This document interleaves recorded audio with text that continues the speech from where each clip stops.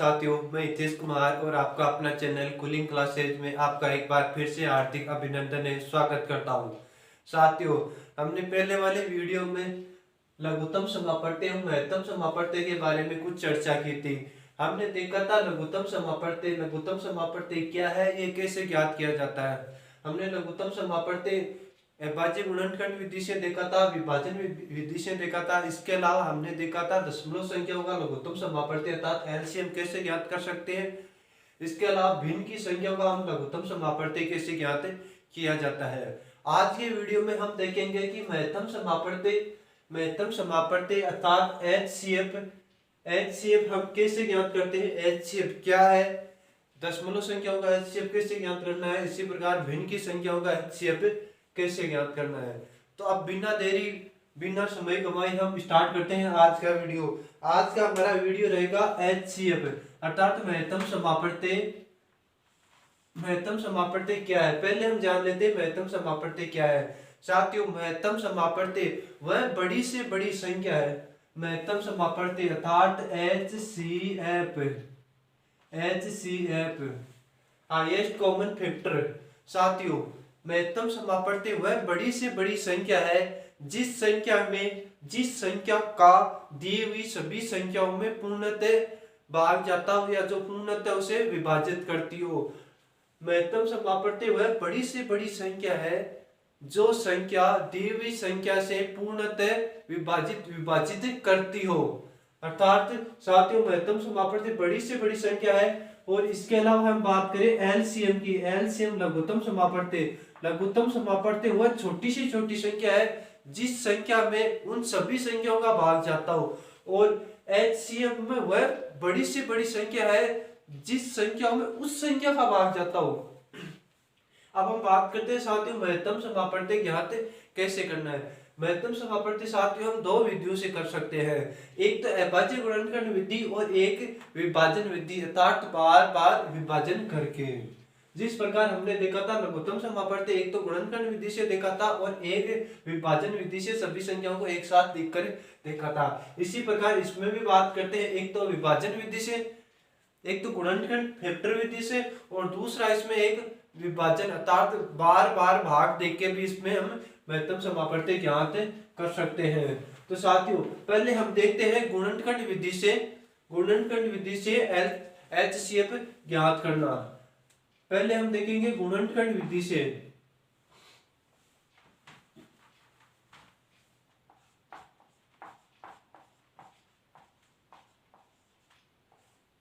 गुणनखंड विधि से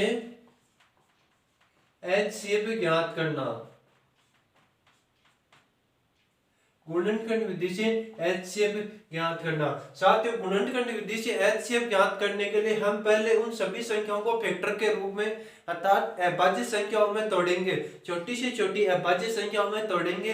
बाद में देखेंगे उन सभी संख्याओं में जो अभाज्य संख्या घात जो कॉमन आ रही है अर्थात जो मिनिमम घात है जो सभी में कॉमन आ रही है, वही हमारा क्या होगा, एचसीएफ होगा।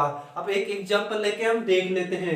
एग्जांपल के माध्यम से देखेंगे, जैसे 40, 36 हमने एग्जांपल कर भी लिया था और आज भी ले लेते हैं इस एग्जांपल। 40, 36 और 18 इसका हम क्या ज्ञात करते हैं, इसका एचसीएफ ज्ञात करते हैं। तो साथियों, इसका एचसीएफ ज्ञात करने के लिए पहले तो हम इन संख्याओं का क्या करेंगे, गुणनखंड करेंगे। 40 का गुणनखंड होगा 2 इंटू 2 इंटू 2 इंटू 5, 2 दूनी 4, 4 दूनी 8, 8 8 5 40। इसी प्रकार हम बात करते हैं 36 की। 36 के हम गुणनखंड कर सकते हैं 2 इंटू 3 इंटू 3। इसी प्रकार हम बात करें 18 की। 18 का हम गुणनखंड कर सकते हैं 2 इंटू 3 इंटू 3। तो साथियों, हम इसको लिख सकते हैं 2 की पावर 3 इंटू 5 की पावर 1। इसी प्रकार इसको लिख सकते हैं 2 की पावर 2 और 3 की पावर भी 2। इसमें 2 की पावर 1 और 3 की पावर 2। तो साथियों, अब हमें एचसीएफ ज्ञात करने के लिए हम क्या करते हैं, ये जो सभी संख्याएं हैं उसमें ऐसी संख्या देखते हैं जो सभी में कॉमन हो। जिस जो अभाज्य संख्या सभी में कॉमन है वह संख्या हम इसमें काउंट करेंगे। साथियों हमें एलसीएम ने क्या किया था, एलसीएम में उन सभी संख्याओं को काउंट किया था, अधिक से अधिक संख्याएं ज्ञात की थी। जबकि एचसीएफ पे हमें क्या करनी है, कम से कम संख्या लेनी है जो सभी संख्याओं में कॉमन हो। जैसे हम बात करते हैं 2 की पावर 3, इसमें 3 है, इसमें 2 की पावर 2 है, इसमें 2 की पावर 1 है। तो साथियों 2 की पावर 1 तो सभी में है, 2 की पावर 1 इसी में भी है, इसी में भी है, इसी में भी है, तो हम 2 की पावर 1 लेंगे। अब इसके साथ हम बात करते हैं 3 की, 3 की पावर 2 इसमें है, 3 की पावर 2 इसमें है, लेकिन 3 की पावर इसमें कुछ भी नहीं है, तो हम 3 की पावर नहीं लेंगे। अब हम बात करते हैं पावर 5 की, तो साथियों 5 की पावर इसमें 1 है, इसमें नहीं है, इसमें नहीं है, तो हम 5 की पावर नहीं लेंगे। यदि जो तीनों में जो संख्या कॉमन होगी वही हम संख्या लेने वाले हैं। तो 2 की पावर 1 एकमात्र संख्या है जो सभी में कॉमन है, अर्थात इस संख्याओं का एचसीएफ क्या है, 2 ही है। तो साथियों 2 वह बड़ी से बड़ी संख्या है जो इन तीनों संख्याओं में भाग जा सकता है। इसके अलावा ऐसी कोई बड़ी संख्या नहीं है, इससे कोई बड़ी संख्या नहीं है जो इन तीनों संख्याओं में भाग हम दे सकते हैं। जैसे 2 से बड़ी 3 की बात करें, 3 इसमें चला जाएगा, इसमें चला जाएगा, लेकिन इसमें 3 का भाग नहीं जाएगा। इसी प्रकार 4 ले लेते हैं, 4 इसमें चला जाएगा, इसमें चले जाएगी, लेकिन 18 में 4 का भाग नहीं जाएगा। अर्थात 2 से बड़ी ऐसी कोई संख्या नहीं है जिस संख्या का इन संख्याओं में तीनों में भाग हम दे सकते हैं। 2 वह बड़ी से बड़ी संख्या है जिसका इन सभी संख्याओं में भाग जाता हो, वही क्या कहलाता है, हमारा एचसीएफ कहलाता है, अर्थात हाईएस्ट कॉमन फैक्टर। अब एक एग्जांपल लेके हम एक एग्जांपल के माध्यम से और देख लेते हैं हाईएस्ट कॉमन फैक्टर निकालना, अर्थात एचसीएफ निकालना, गुणनखंड विधि से एचसीएफ निकालना हम देख रहे हैं। हमारा नेक्स्ट एग्जांपल है, जैसे हम बात करते हैं 15, 20 और ले लेते हैं एक 35। तो साथियों पहले हम क्या करेंगे, इन सभी का गुणनखंड करेंगे। तो 15 को हम लिख सकते हैं 3 × 5, 20 को हम लिख सकते हैं 2 ×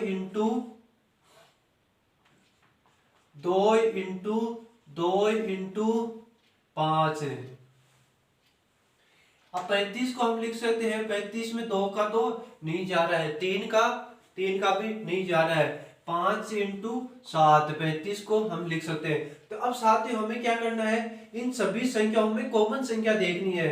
जैसे इसमें 3 है, इसमें 3 नहीं है, इसमें 3 है, लेकिन इसमें 3 नहीं है, तो हम 3 को नहीं लेने वाले हैं। अब 2 की बात करते हैं, 2 इसमें है, इसमें नहीं है, इसमें भी नहीं है, तो 2 को भी हम नहीं लेंगे।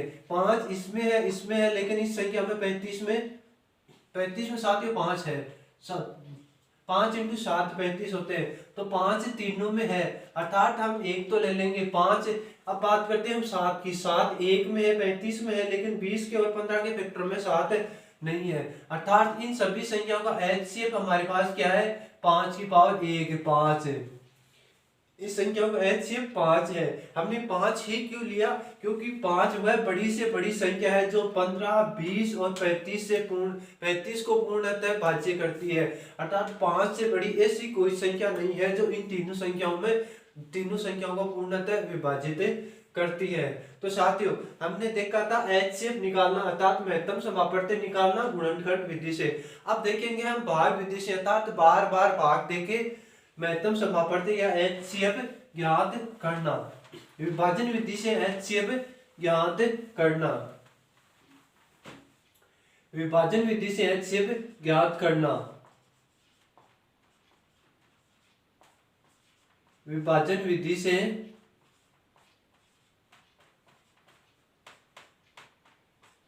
एचसीएफ ज्ञात करना। साथियों विभाजन विधि से एचसीएफ ज्ञात करने के लिए हम क्या करते हैं, जो संख्याएं दे रखी है उनमें से देखते हैं छोटी संख्या कौन सी है और बड़ी संख्या कौन सी है, फिर छोटी संख्या का बड़ी संख्या में विभाजन करते हैं, फिर जो शेषफल बचता है उस शेषफल का वो जिस छोटी संख्या का हमने भाग दिया था उससे वापस नीचे लिखते हैं और शेषफल का उसमें क्या देते हैं, भाग देते हैं। इसी प्रकार अंत तक हम चलते रहते हैं और अंत में जो संख्या का भाग देते हैं वही क्या होता है, हमारा एचसीएफ होता है। अब एक एग्जांपल लेके हम देख लेते हैं।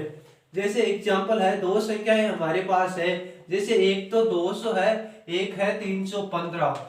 साथियों ये दो संख्याएं है, इसका हमें क्या ज्ञात करना है, एचसीएफ ज्ञात करना है। क्वेश्चन है हमारा 200 और 315 का एचसीएफ ज्ञात करो, एचसीएफ ज्ञात करो। तो हम 200 और 315 का एचसीएफ विभाजन विधि से करेंगे। तो साथियों पहले इसमें हम क्या करेंगे, छोटी और बड़ी संख्या देखेंगे कि इसमें छोटी संख्या कौन सी है। छोटी संख्या इसमें हमारे पास 200 है और बड़ी संख्या क्या है, 315 है। तो हम क्या करेंगे, 200 का 315 में भाग देंगे, अर्थात बड़ी संख्या में छोटी संख्या का हमें भाग देना है। 315 में किसका भाग देंगे हम, 200 का भाग देंगे। तो साथियों कितनी बार भाग जाएगा, एक बार भाग जाएगा, 200 बार। शेषफल कितना बचेगा, 5, 115 शेषफल बच गए। अब साथियों जो 115 शेषफल बचे हैं, 115 का हम किस में भाग देंगे, 200 में। जिस संख्या का हमने पहले भाग दिया था छोटी संख्या का, उस संख्या में अब शेषफल का भाग देंगे, अर्थात 115 में 200 में 115 से विभाजित करेंगे। 115 फिर एक बार जाएगा और नीचे शेषफल क्या बचेगा, 5, 8, 85 85 शेषफल बचेगा। अब हमें क्या करना है, 85 का भाग किसमें देना है, 115 में। फिर से जो शेषफल बचता है और जिस संख्या में हमें पहले भाग दिया था उसमें शेषफल का हमें भाग देना है। तो 85 का फिर से एक बार ही जाएगा, एक बार जाने पर शेषफल क्या बचेगा, 0, और यहाँ पे 0 बचेगा, यहाँ पे बचेगा 3, अर्थात 30 शेषफल बचेगा। अब फिर से क्या करना है, 30 का किसमें भाग देना है, 85 के अंदर। जो शेषफल बचता है उसका आगे हम भाग देते रहेंगे। 85 30 में जाएगा 2 बार, 60, 3 बार तो 90 बड़ा हो जाएगा, तो हम दे लेते हैं 2 बार। शेषफल बचेगा फिर से 5 और 2 25 शेषफल बचेगा। अब 25 में हमें फिर से हमें 30 का भाग देना है। 25 का भाग हम किस में देंगे, 30 में। कितनी बार जाएगा, एक बार जाएगा, शेषफल बचेगा 5। साथियों 5 का अभी भी किस में भाग जा रहा है, 25 में भाग जा रहा है।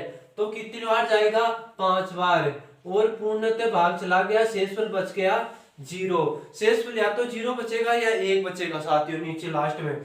तो साथियों अब इसका एचसीएफ क्या है, 5। जो लास्ट बार जिस संख्या का हमने भाग दिया था वही हमारा क्या होगा, एचसीएफ होगा। अर्थात 200 और 315 का एचसीएफ क्या है, हमारे पास 5 है। जिस संख्या का हमने लास्ट बार भाग दिया था वही क्या होगा, हमारा एचसीएफ होगा। तो साथियों ये है विभाजन विधि से एचसीएफ ज्ञात करना। यदि इसमें 3 संख्या होती तो वो तीसरी संख्या का वापस, जैसे हमने 5, इस 2 का एचसीएफ 5 निकाल लिया, अब इस 5 एचसीएफ का तीसरी संख्या में भी भाग देके इस प्रकार हम 3 संख्याओं का एचसीएफ भी निकाल सकते थे। जैसे हम बात करते हैं कि हमारे पास ये 3 संख्याएं होती, मानो कि 3 संख्याएं दे रखी हमारे पास, एक 200 है, एक 315 है और एक संख्या और दे दी 425 है। 425 क्वेश्चन है हमारे, इन तीनों संख्याओं का हमें एचसीएफ ज्ञात करना है। 425, 200 और 315 का एचसीएफ ज्ञात करो। तो साथियों हमने 2 संख्याओं का एचसीएफ तो ज्ञात कर लिया, 2 संख्याओं का हमारे पास अर्थात 200 और 315 का एचसीएफ क्या प्राप्त हो गया, 5 प्राप्त हो गया। अब हम क्या करेंगे, इस 5 का किसमें भाग देंगे, 425 में, अर्थात तीसरी संख्या में जो एचसीएफ हमें प्राप्त हुआ है उसका हमें भाग देके तीनों संख्याओं का एचसीएफ हमें ज्ञात करेंगे। तो 5 का भाग देंगे, 8 बार जाएगा 40, 2 5 25 बचेगा और 5 बार जाएगा और 25 पूर्णतः भाग जा रहा है। तो साथियों एक बार ही भाग गया इसमें, यदि यहाँ पे कुछ शेषफल बड़ी संख्या बचती तो फिर हम उसमें 5, मानो कि यहाँ पे 2 शेषफल बच जाता, 2 शेषफल बच जाता तो हम 5 में शेषफल, यदि यहाँ पे कुछ बचता तो हम फिर से क्या करते हैं, 5 में उसका भाग देते, लेकिन यहाँ से इस पर 0 बचा है तो इसमें हम ये भाग कंप्लीट हो गया। तो हमारा HCF क्या रहेगा 5 है, अर्थात तीन संख्याएं 425, 200 और 315 का HCF क्या रहेगा 5 ही रहेगा साथियों। इस प्रकार हम 3 या 4 संख्याओं का HCF भाग विभाजन विधि से भी कर सकते हैं बार बार। यदि चौथी संख्या और होती तो चौथी संख्या फिर से ये 4 का इस 5 का वापस चौथी संख्या में भाग देते और फिर से उन दोनों अर्थात 3 का तो हमने 5 ज्ञात कर लिया और चौथी संख्या का इस HCF ज्ञात की हुई संख्या का चौथी संख्या में फिर से विभाजन करके हम चारों संख्याओं का भी HCF निकाल सकते थे। तो साथियों हमने देखा है महत्तम समापत्ति ज्ञात करना गुणनखंड विधि से और एक विभाजन विधि से। अब हम बात करते हैं एक क्वेश्चन की साथियों। हम एक क्वेश्चन की बात करते हैं और बाद में हम देखेंगे कि जो पॉइंट की संख्या है दशमलव की संख्याओं का HCF कैसे ज्ञात कर सकते हैं, इसके अलावा भिन्न की संख्याओं का HCF कैसे ज्ञात करते हैं। इससे पहले हम एक क्वेश्चन देख लेते हैं। हमारे पास क्वेश्चन है 3 पात्र है, 3 पात्र है, एक 40 लीटर का है, एक 50 लीटर का है, वह एक 70 लीटर का है।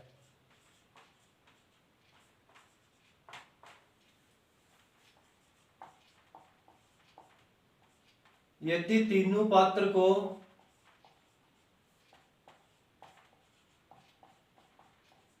पात्रों को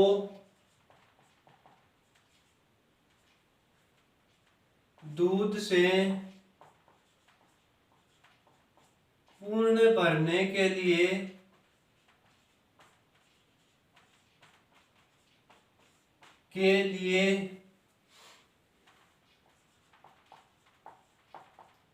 बड़े से बड़े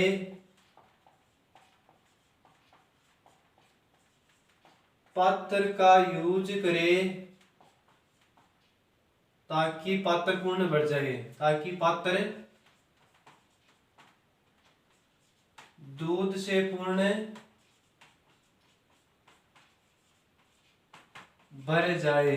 तो साथियों इसमें हमें 3 पात्र दे रखा है, एक 40 लीटर का है, एक 50 लीटर का है, एक 70 लीटर का है। साथियों 3 पात्र है, उस पात्र में हमें एक बड़ा सा बड़ा पात्र लेना है जिसकी सहायता से ये तीनों पात्र दूध अर्थात पूर्ण भर जाए। तो साथियों इस प्रकार के क्वेश्चन में हमें क्या ज्ञात करना होता है, इस प्रकार के क्वेश्चन में हमें HCF ज्ञात करना होता है, अर्थात वो बड़ा से बड़ा पात्र या वो बड़ी से बड़ी संख्या है जो इन तीनों संख्याओं से क्या हो पूर्णतः विभाजित हो, वही हमारा क्या कहलाता है HCF कहलाता है। तो हम अब ज्ञात करेंगे 40, 50 और 70 का HCF। तो साथियों इस सभी का HCF गुणनखंड विधि से भी कर सकते हैं और विभाजन विधि से भी कर सकते हैं। तो हम 40 के हम टुकड़े देखते हैं, 40 को हम लिखते हैं 2 इंटू 20, 2 इंटू 5। इसी प्रकार 50 को हम लिखते हैं 2 इंटू 5 और 70 को हम लिखेंगे 2 इंटू 5 इंटू 7। तो साथियों अब वो जो कॉमन संख्या है जो तीनों में कॉमन आ रही है वो संख्या ही हम क्या लेंगे HCF पे काम में लेंगे। तो 2 इसमें एक है, इसमें भी है और इसमें भी है, अर्थात 1 2 ही हम ले लेते हैं। इसके अलावा बात करते हैं 5 की, 5 इसमें भी है, इसमें भी है और इसमें भी है, 1 1 तो है, 1 ले लेते हैं 5। इसके अलावा 7 इसमें है लेकिन इन दोनों में नहीं है। तो 2 और 5 2 ही ऐसी संख्या है जो तीनों में है। तो इसके बराबर हो गया 10, अर्थात 10 लीटर का पात्र होगा, 10 लीटर का बड़ा से बड़े पात्र, 10 लीटर का बड़ा से बड़ा ऐसा पात्र होगा जो इन तीनों पात्रों को पूर्णतः भर देगा। तो इस क्वेश्चन का आंसर क्या है 10 लीटर का पात्र है। अब हम बात करते हैं साथियों दशमलव संख्याओं का HCF ज्ञात करना। साथियों दशमलव संख्याओं का HCF जैसे हमने कल देखा था LCM ज्ञात करना, दशमलव संख्याओं का LCM ज्ञात करना, उसी प्रकार ही आज देखेंगे हम HCF ज्ञात करना दशमलव संख्याओं का। तो साथियों जैसे हमने LCM देखा था उसी प्रकार HCF ज्ञात होता है। जैसे LCM में हमने देखा था कि उन संख्याओं में हमने पहले दशमलव के बाद की संख्याओं को हमने बराबर किया था, अंकों में दशमलव की संख्याओं को बाद में बराबर किया था। जैसे एक एग्जांपल में हम 3 3 बनाए थे। बाद में पॉइंट हटाया था और जो संख्या बची थी उसका हमने क्या निकाला था, एलसीएम निकाला था। और एलसीएम निकालने के बाद जितनी संख्या पे पॉइंट था उसको वापस लगाया था, वही हमारा वो दशमलव संख्याओं का एलसीएम था। उसी प्रकार एचसीएफ ज्ञात करेंगे।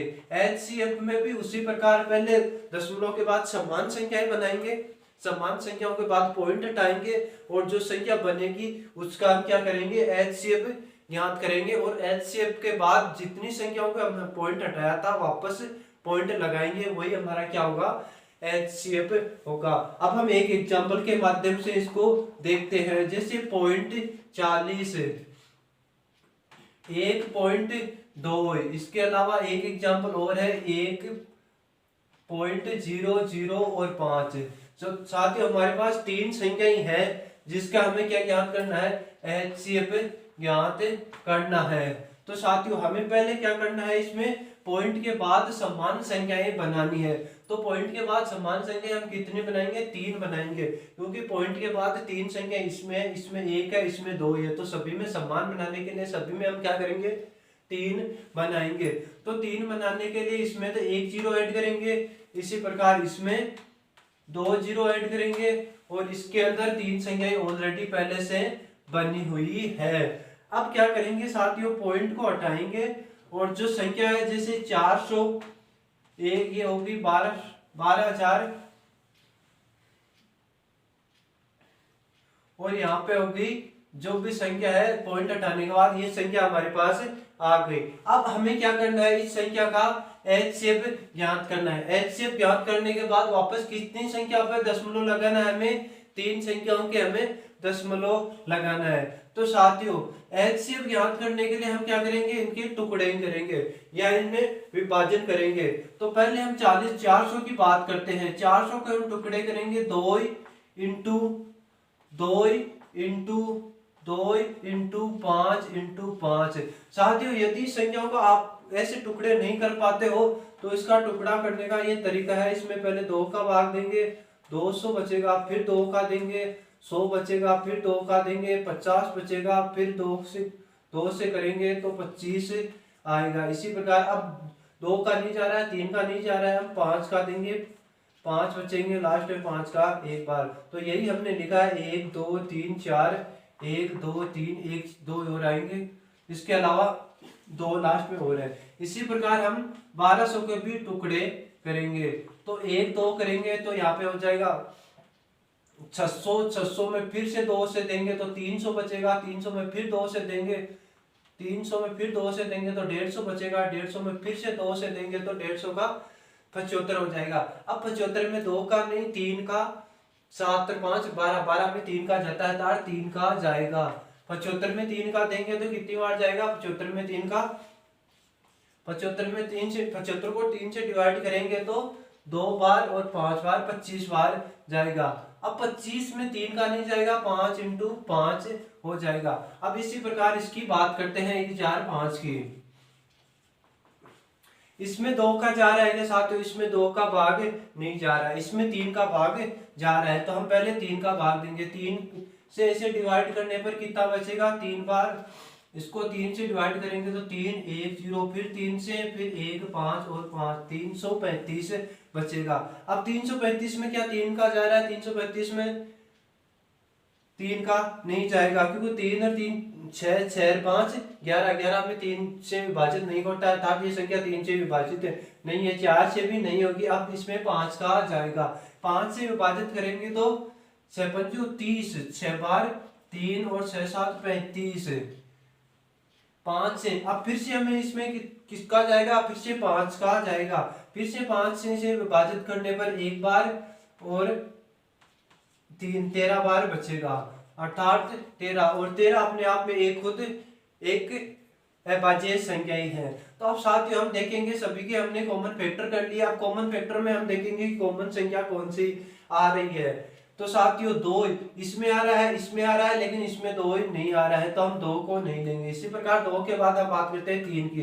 3 इसमें आ रहा है, इसमें आ रहा है, लेकिन इस 400 में 3 नहीं आ रहा है, तो 4 को भी नहीं लेंगे। अब बात करते हैं 5 की। 5 इसमें 2 ही है, इसमें 2 ही है, लेकिन इसमें 1 ही है, तो हम 5 कितने लेंगे, 1 ही लेंगे। 13 सिर्फ 1 में ही है, 5 में ही, बाकी में नहीं है। तो साथियों इसका एचसीएफ क्या क्या होगा, इन तीन संख्याओं का एचसीएफ है 5, लेकिन हमें क्या ज्ञात करना है, इन संख्याओं का। इन संख्याओं के हमने पॉइंट हटाए थे, कितनी संख्या बाद पॉइंट हटाए थे, 3 संख्या बाद। तो हमें वापस 3 संख्या बनानी है और उसके आगे पॉइंट लगाना है। जो इसका आंसर है 0.005 इसका एचसीएफ है। तो साथियों हमने देखा था दशमलव संख्याओं का एचसीएफ ज्ञात करना। दशमलव संख्याओं के एचसीएफ ज्ञात करने के लिए पहले हम क्या करते हैं, पॉइंट के बाद समान संख्याएं बनाते हैं। तो हमने पॉइंट के बाद 3 संख्याएं बना ली, बाद में हम पॉइंट हटाते हैं और जो संख्या होती है उसका हम एचसीएफ ज्ञात करते हैं। तो इन सभी संख्याओं का एचसीएफ हमारे पास क्या प्राप्त हुआ था, हमें 5 प्राप्त हुआ था। अब वापस एचसीएफ प्राप्त करने के बाद वापस पॉइंट लगाते हैं, जितनी संख्याओं पे हमने पहले पॉइंट हटाया था उतनी संख्या वापस पॉइंट लगाएंगे। तो हमारे पास एक ही संख्या है, तो इसको हमने 3 संख्या बनाने के लिए 2 जीरो और लगा दिए और 3 संख्या पॉइंट लगा दिया साथियों। तो साथियों हमने देख लिया कि दशमलव संख्याओं का एचसीएफ कैसे ज्ञात कर सकते हैं। अब हम देखेंगे कि भिन्न की संख्याओं का एचसीएफ हम कैसे ज्ञात कर सकते हैं। साथियों कल हमने देखा था एलसीएम ज्ञात करना, भिन्न की संख्याओं का एलसीएम ज्ञात करना। भिन्न की संख्याओं के एलसीएम ने हमने देखा था, एलसीएम निकालने में हमने देखा था ऊपर की संख्या अर्थात अंश की संख्या का क्या निकाला था हमने, एलसीएम, और नीचे जो हर की संख्या होती है उसका हमने निकाला था एचसीएफ। हमने देखा था कि भिन्न की संख्याओं का लघुत्तम समापवर्ती ज्ञात करना। भिन्न की संख्याओं की लघुत्तम समापवर्ती में हमने देखा था ऊपर अंश में लघुत्तम समापवर्ती लिया था और हर में क्या लिया था, महत्तम समापवर्ती। इसी प्रकार अब हम देखेंगे कि महत्तम समापवर्ती, भिन्न की संख्याओं का महत्तम समापवर्ती ज्ञात करना।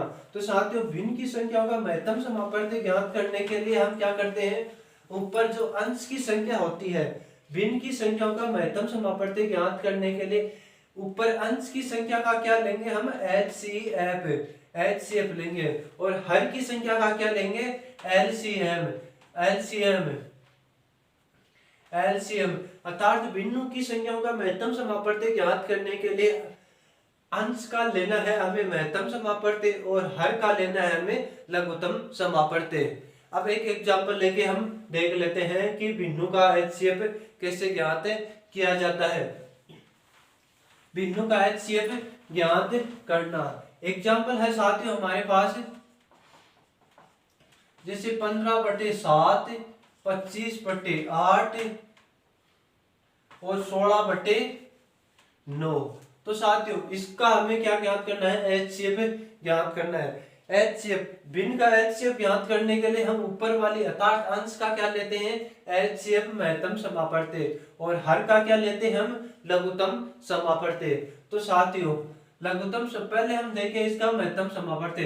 तो ऊपर वाली संख्याओं का महत्तम समापवर्ती, साथियों ऊपर वाली संख्याओं में हम देख सकते हैं कि 2 इसमें है लेकिन इन दोनों में 2 नहीं आएगा। इसके अलावा इन दोनों में फैक्टर में 5 आएगा लेकिन इसमें 5 नहीं आएगा, और 3 इसमें आएगा, इसमें नहीं आएगा, इसमें नहीं आएगा। अर्थात इन तीनों संख्याओं में ऐसी कोई संख्या नहीं होगी फैक्टर में जो कॉमन आएगी। अर्थात यदि किसी संख्या का कॉमन कुछ ही संख्या नहीं आता है तो उसका एचसीएफ क्या होता है, हमेशा 1 होता है। अर्थात 1 वह बड़ी से बड़ी संख्या होगी जिस संख्या का इन तीनों संख्याओं में पूर्णतः विभाजित होती है। 1 के अलावा ऐसी कोई संख्या नहीं होगी जो इन तीनों संख्याओं से विभाजित कर सकती है। अब हम बात करते हैं नीचे हर वाले की। तो हर में हमें क्या लेना है, एलसीएम लेना है, और एलसीएम को हमें क्या करना है, अधिकतम संख्या लेनी है। इसका फैक्टर 7 ही रहेगा, इसका फैक्टर 2 × 2 × 2 अर्थात 8 रहेगा, और इसका 3 × 3 9 रहेगा। लेकिन हमें एलसीएम में तो सभी संख्याओं को लेना है, काउंट करना है। तो इसका इस संख्या का महत्तम समापवर्ती होगा 1 यहाँ पे होगा 7 को 9 से करेंगे तो 54, 63 × 8, 63 को 8 से करेंगे तो 24, 2 हाथ की 8 × 5 40, 8 सिक्के 48, 48 से 2 50 है, 504। तो साथियों 1/504 इसका क्या है, एलसीएम है। तो हमने देखा है महत्तम समापवर्ती ज्ञात करना, भिन्न का महत्तम समापवर्ती ज्ञात करना। याद रखना साथियों, भिन्नों का महत्तम समापवर्ती ज्ञात करने के लिए ऊपर क्या लेंगे हम, महत्तम समापवर्ती, और नीचे हर में क्या लेंगे हम, लघुत्तम समापवर्ती। इसी प्रकार लघुत्तम समापवर्ती ज्ञात करना, भिन्नों की संख्याओं का लघुत्तम समापवर्ती ज्ञात करने के लिए अंश की संख्या का क्या लेंगे हम, लघुत्तम समापवर्ती, और हर की संख्या का हम महत्तम समापवर्ती। अब हम बात करते हैं कुछ घात की संख्याओं का महत्तम समापवर्ती ज्ञात करना। साथियों, घात की संख्याओं का हम महत्तम समापवर्ती ज्ञात करते हैं। घात की संख्याओं का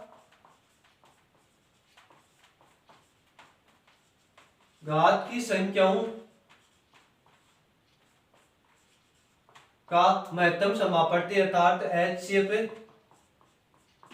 ज्ञात करना। घात की संख्याओं का महत्तम समापवर्ती ज्ञात करना। एग्जाम्पल के माध्यम से बात करते हैं। जैसे साथियों, पहले हम बात कर लेते हैं जो बेस में समान है उन संख्याओं का महत्तम समापवर्ती ज्ञात करना। जिन संख्याओं का बेस समान है उस घात की संख्याओं का महत्तम समापवर्ती हम ज्ञात करते हैं। 3 की पावर 25, 3 की पावर 30 और 3 की पावर 37। साथियों, जिस संख्याओं का बेस समान है और उनकी घातें भिन्न भिन्न है उस संख्या का हमें पहले ज्ञात करते हैं HCF ज्ञात करना। तो साथियों, जिस संख्याओं का बेस समान है उसका HCF ज्ञात करने के लिए हम जो सबसे छोटी से छोटी संख्या है अर्थात जिसकी घात सबसे कम है, जैसे 3 की पावर 25 इसमें सबसे छोटी है, तो इसका 3 की पावर 25 इसका HCF होगा। क्योंकि साथियों 3 की पावर 25 ही ऐसी संख्या है जो इन संख्याओं से कॉमन आ सकती है, या फिर बड़ी से बड़ी ऐसी संख्या 3 की पावर 25 ही है जो इन सभी संख्याओं को क्या कर सकती है, विभाजन कर सकती है। जैसे हम बात करते हैं 3 की पावर 30 की, 3 की पावर 30 को विभाजित करेगी, 3 की पावर 37 को विभाजित करेगी, लेकिन वो 3 की पावर 25 को विभाजित नहीं करेगी। तो जिस संख्याओं का बेस समान है उस संख्याओं में जो संख्या की घात सबसे कम है वो संख्या ही क्या होगी, उसका HCF होगी। अब बात करते हैं साथियों हम उस संख्याओं की जिनका बेस भिन्न भिन्न है उस संख्याओं का HCF ज्ञात करना। अर्थात घात की वह संख्या है जिनका बेस क्या है, भिन्न भिन्न है, अलग अलग है, उनका हम HCF ज्ञात करना देखेंगे। एक एग्जाम्पल के माध्यम से देखते हैं साथियों। एग्जाम्पल है जैसे 4 की पावर 10, 5 की पावर 15 और 3 की पावर 17 का HCF होगा। तो साथियों इन संख्याओं में क्या है, बेस भिन्न भिन्न है। तो पहले हम क्या करेंगे, बेस को हम क्या करेंगे, एक अभाज्य गुणनखंड के रूप में बदलेंगे और बाद में हम देखेंगे इनमें से क्या कुछ कॉमन आ रहा है। यदि कॉमन आ रहा है तो वही क्या होगा, HCF, और यदि सभी संख्याओं में कॉमन कुछ ही नहीं आ रहा है तो उसका HCF क्या होगा, 1 होगा। 1 तो बाद में ही होना ही है साथियों। जैसे 4 की पावर 10 है, 4 की पावर 10 को हम लिख सकते हैं 2 की पावर 10 इंटू 2 की पावर 10 अर्थात 2 की पावर 20, 2 की पावर 20। अब 5 की पावर 5 एक अपने आप में अभाज्य संख्या है तो इसको हम लिखेंगे 5 की पावर 15, और 3 अपने आप में क्या है, एक अभाज्य है तो 3 की पावर 15। अब देखेंगे साथियों कि इन संख्याओं में क्या कुछ कोई कॉमन आ रहा है, कोई संख्या कॉमन नहीं आ रही है। इसको हम लिख सकते हैं 2 की पावर 10, 1 इंटू 2 की पावर 10, 1 इंटू 5 की पावर 15 और इसी प्रकार 1 इंटू 3 की पावर 17। क्योंकि 1 को किसी भी संख्या से गुणा करने पर उसमें कोई परिवर्तन नहीं होता है। तो साथियों इसमें एक ही एकमात्र संख्या है जो कॉमन आ रही है अर्थात इसका HCF क्या होगा, इसका 1 HCF होगा। तो साथियों जो संख्या घात में भिन्न भिन्न है, जो संख्या घात की संख्या है जिसका बेस भिन्न भिन्न है, तो उस संख्याओं को हम पहले क्या करेंगे, एक अभाज्य गुणनखंड में बदलेंगे। बदलने के बाद यदि उसमें कुछ कॉमन आ रहा है तो हम उसका कॉमन लेंगे और वही हमारा क्या होगा, HCF होगा। अब हम एक एग्जाम्पल के माध्यम से और देखते हैं साथियों। जैसे एग्जाम्पल है हमारे पास 3 की पावर 6 की पावर 10, इसके अलावा हम देखेंगे 10 की पावर 2, और हम एक संख्या और ले लेते हैं इसमें 9 की पावर 12 की पावर ले लेते हैं 12 की पावर 15। साथियों हमारे पास तीन संख्या है जो बेस में भिन्न भिन्न है, इसका हमें क्या ज्ञात करना है, एचसीएफ ज्ञात करना है। इस संख्या का एचसीएफ ज्ञात करने के लिए पहले हम क्या करेंगे, इस संख्याओं को पूर्णतः अभाज्य संख्याओं में बदलेंगे। तो साथियों 6 को हम लिख सकते हैं 2 की पावर 10 इंटू 3 की पावर 10, और इसी प्रकार 10 को हम लिख सकते हैं 2 की पावर 2 और 5 की पावर 2, और साथ में 12 को हम लिख सकते हैं 2 की पावर 15, 2 की पावर 15 और 3 की पावर 15। तो साथियों अब हमने इस सभी संख्याओं को क्या कर लिया, अभाज्य संख्याओं में, पूर्णतः अभाज्य संख्याओं में विभक्त कर लिया। अब हम देखते हैं कि इन संख्याओं में कॉमन क्या आ रहा है। तो साथियों इसमें 2 की पावर 10 है, इसमें 2 की पावर 2 है, इसमें 2 की पावर 15 और 15 30 है। तो 2 की पावर 2 इस सभी संख्याओं में क्या आ रही है, कॉमन आ रही है। इसके अलावा हम बात करते हैं, यहाँ पे 3 की पावर 10 है लेकिन इसमें 3 की पावर है नहीं, तो 3 नहीं लेंगे। इसके अलावा 5 की बात करते हैं तो 5 इसमें नहीं है, इसमें नहीं है, तो 5 भी नहीं लेंगे।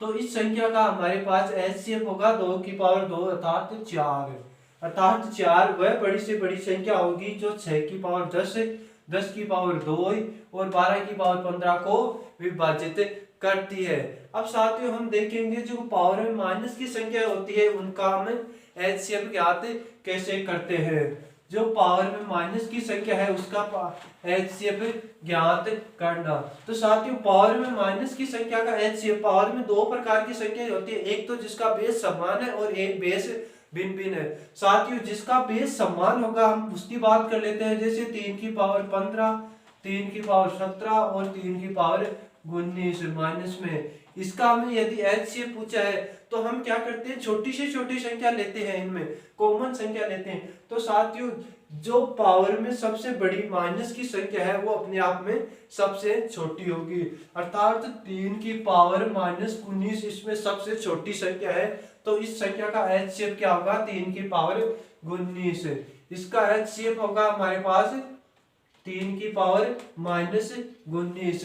3 की पावर माइनस 19 क्यों लिया है, क्योंकि ये जो पावर की संख्या है वो किस में है, माइनस में है हमारे पास है। तो माइनस में जो बड़ी से, माइनस में क्या होगा, जो बड़ी से बड़ी संख्या है माइनस में वो अपने आप में सबसे छोटी होगी, अर्थात माइनस में जो संख्या जितनी बड़ी है वो संख्या अपने आप में उतनी ही छोटी होती है। और में से अर्थात जो कॉमन फैक्टर लेते हैं, कॉमन फैक्टर होता है वो छोटी से छोटी संख्या ही हमेशा ली जाती है। अब हम बात करते हैं इसके अलावा जिसका बेस भिन्न भिन्न हो उन संख्याओं का, जो माइनस में हो उनकी संख्याओं का। साथियों इसको हम भिन्न में बदल के भी कर सकते हैं। यदि इसको भिन्न में बदलेंगे तो यहाँ होगा 1/3/15। अब साथियों इसकी पावर प्लस में हो गई, इसी प्रकार 3 की पावर 3, 1 की ऊपर तो 1 रहेगा साथियों, 1/3 की पावर 17। नीचे आते ही ये ऊपर गुणा में है, नीचे भाग में आते ही प्लस का माइनस हो जाएगा। इसी प्रकार 1/3 की पावर 19। अब साथियों ऊपर तो हमें क्या लेना है, ऊपर तो महत्तम समापत्ति लेना है, तो 1 1 1 का महत्तम समापत्ति 1 आएगा। और नीचे हमें क्या लेना था, लघुत्तम समापत्ति, नीचे हमें क्या लेना होगा अब, लघुत्तम समापत्ति। तो इन सभी संख्याओं का लघुत्तम समापत्ति। अब क्या होगा, लघुत्तम समापत्ति तो बड़ी से बड़ी घात लेंगे, बड़ी से बड़ी घात क्या है, 3 की पावर 19 अर्थात 3 की पावर 19, और 3 की पावर 1/3 की पावर 19 को हम लिख सकते हैं 3 की पावर माइनस 19। जो हमने डायरेक्ट निकाला था 3 की पावर माइनस 19 हमारा एचसीएफ आएगा। इसको हम बिंदु के रूप में बदल के भी कर सकते हैं। अब हम देखते हैं यदि कुछ संख्याओं का बेस भिन्न भिन्न है उन संख्याओं का हम एचसीएफ कैसे ज्ञात कर सकते हैं। जिस संख्याओं का क्या है, बेस भिन्न भिन्न है, जैसे 4 की पावर माइनस 2, 5 की पावर माइनस 10, इसी प्रकार 6 की पावर माइनस 7। तो साथियों इन संख्याओं का हमें एचसीएफ कैसे ज्ञात करना है। तो साथियों इन संख्याओं का एचसीएफ ज्ञात करने के लिए हमें पहले इसको भिन्न में बदलना होगा। तो भिन्न में बदलने के लिए 1 की पावर 4 की पावर 2 होगी, इसी प्रकार 1/5 की पावर 10 और 1/6 की पावर 7 है। अब हम क्या करेंगे, ऊपर वाली संख्या का क्या लेंगे, हम ऊपर वाली संख्या का महत्तम समापत्ति और नीचे वाली संख्या का लघुत्तम समापत्ति, क्योंकि भिन्नु का महत्तम समापत्ति ज्ञात करने के लिए अंश का क्या लेते हैं, महत्तम समापत्ति, और हर का क्या लेते हैं हम, लघुत्तम समापत्ति। तो महत्तम समापत्ति 1 और 1 का एचसीएफ 1 ही होगा। इसी प्रकार बात करते हैं हम लघुत्तम समापत्ति की, अर्थात नीचे वाले का लघुत्तम समापत्ति लेंगे। तो लघुत्तम समापत्ति में तो क्या होगा, सभी को गुणा होगा 2 की पावर 2, इसी प्रकार 5 की पावर 10 और 6 की पावर 7। ये इसका क्या आएगा, एचसीएफ आएगा साथियों। इसका एचसीएफ होगा 1/4 की पावर 2 इंटू 5 की पावर 10 और 6 की पावर -7 प्लस 7। यदि बट्टे में है तो प्लस में आएगा, और इसको हम ऊपर वापस अर्थात इसको गुणा के रूप में लिखेंगे तो ये आएगा 4 की पावर -2 इंटू 5 की पावर -10 इंटू 6 की पावर -7। ये इसका क्या होगा, एचसीएफ होगा। अर्थात इन संख्याओं का एचसीएफ क्या होगा, ये माइनस की सभी संख्याएं अपने आप में गुणा होकर आ जाएगी। तो साथियों आज के वीडियो में हमने देखा था महत्तम समापत्ति ज्ञात करना, हमने देखा था महत्तम समापत्ति गुणनखंड विधि से कैसे ज्ञात करना है, हमने देखा था महत्तम समापत्ति भाग विधि से अर्थात विभाजन विधि से कैसे ज्ञात करना है। इसके अलावा हमने दशमलव संख्याओं का महत्तम समापत्ति देखा था, घात की संख्याओं का महत्तम समापत्ति देखा था, और भिन्न की संख्याओं का भी महत्तम समापत्ति देखा था। आज के वीडियो में हम इन्हीं की बात करेंगे। अब आगे के लेक्चर में 1-2 फैक्टर और है इसके, उनकी बात करेंगे। इसके अलावा इस पे आधारित जो क्वेश्चन होंगे उन सभी क्वेश्चनों की, तमाम क्वेश्चनों की हम बात करने वाले हैं। तो आगे के वीडियो में भी हम इसी चैप्टर को कंटिन्यू रखेंगे। जब तक के लिए हमें दीजिए इजाजत साथियों, मिलते हैं अब अगले वीडियो में। जब तक के लिए नमस्कार साथियों।